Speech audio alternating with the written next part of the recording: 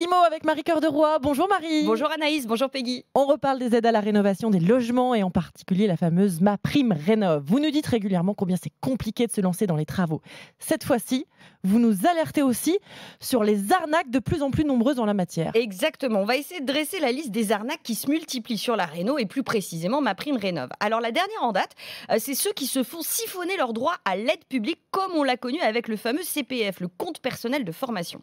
Alors concrètement, on a des fraudeurs qui vont aller trouver vos données personnelles, se font faire des fausses factures et puis ils réussissent à toucher MaPrimeRénov' de ménages qui en ont pourtant jamais fait la demande. Le problème, c'est que non seulement ils volent l'argent public, mais en plus, les ménages dont ils ont usé... Oh putain, putain.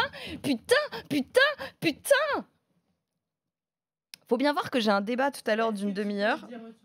Ouais, usurper sa mère, dont ils ont chippé, volé. Violer l'identité. On peut violer l'identité ou pas? Non, Kevin, t'as pas l'air convaincu. Donc non, mais...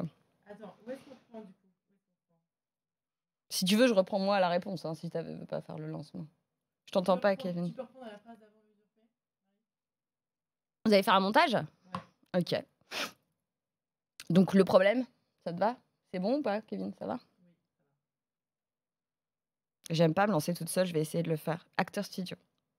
Le problème, c'est que non seulement ils volent de l'argent public, mais en plus, les ménages dont ils ont volé l'identité ne pourront plus ensuite réclamer l'aide à laquelle ils avaient pourtant droit. Le conseil, c'est donc d'aller voir dès maintenant sur le site maprimerenov.gouv.fr faire une simulation.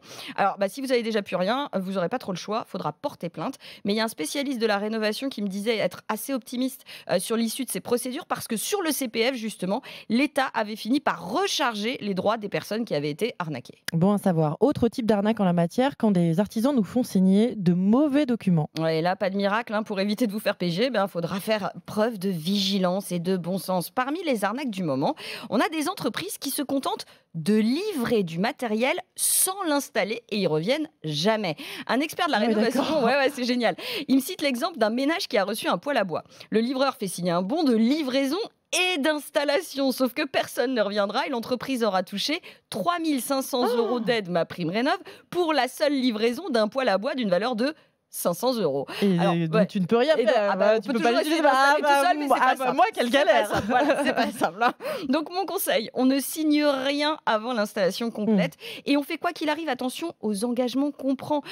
C'est mieux de le dire quand même. Hein. Figurez-vous que de faux artisans ont également réussi à faire croire à des ménages qu'ils signaient une demande pour bénéficier de MaPrimeRénov' alors qu'ils étaient en train de s'engager sur un crédit conso. Oh là là, le problème, Marie, c'est justement ça, hein, les faux artisans. Comment peut-on s'assurer de la fiabilité des experts à qui on fait appel? C'est toute la difficulté du moment sur le circuit de la réno, car on le sait, les diagnostiqueurs qui notent nos logements arrivent parfois à obtenir de fausses certifications. Les artisans, eux, obtiennent de faux labels RGE, label qui, je vous le rappelle, est nécessaire lorsqu'on veut bénéficier de MaPrimeRénov'. La réalité, c'est que les contrôles restent insuffisants, au point justement qu'un projet de loi anti-fraude sur la rénovation est en réflexion. D'ici là, quelques conseils, notamment pour vous assurer de la fiabilité du diagnostiqueur. Méfiez-vous de celui qui oublierait de visiter ne serait-ce qu'une seule pièce dans votre logement, de celui qui resterait moins d'1 heure ou 1 h 30 chez vous, voire même 2 heures quand c'est une grosse maison. Hein.